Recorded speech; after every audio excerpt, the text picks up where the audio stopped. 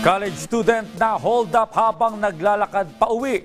Ang biktima sugatan matapos makipag-agawan sa mga kawatan. Si Vel Custodio sa detalye.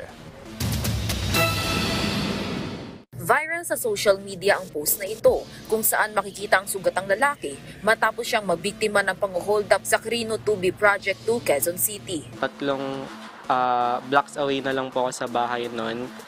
May nakapark po na white van sa malapit sa bahay po. Tapos nung nandun na po ako sa kalagitnaan ng white van na yon, nagulat na lang po ako na may nakapark po palang riding in tandem, black motorcycle po na may touch of red. Tapos bigla pong bumaba yung angkas, tapos tinutukan po ako ng barel habang hawak ako sa kwelyo.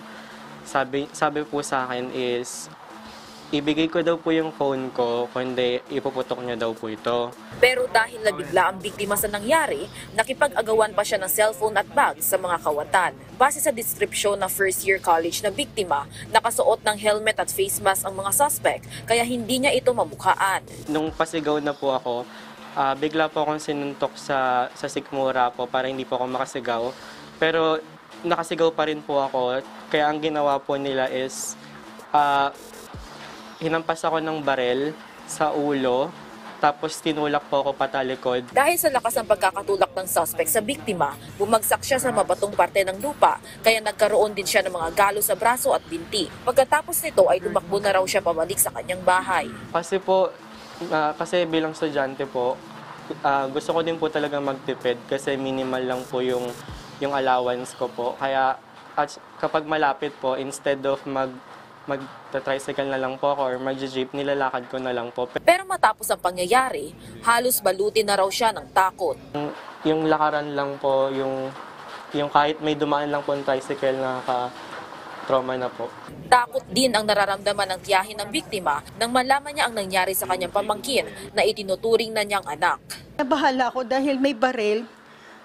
Akala ko hindi na siya bubuhayin ng mga riding tandem.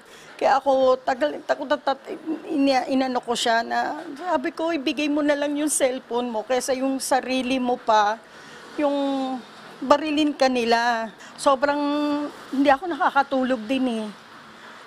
Para din ako na-trauma. Sa ngayon, nai-report na sa pulis ang insidente at patuloy pang pinaghahanap ang riding in tandem.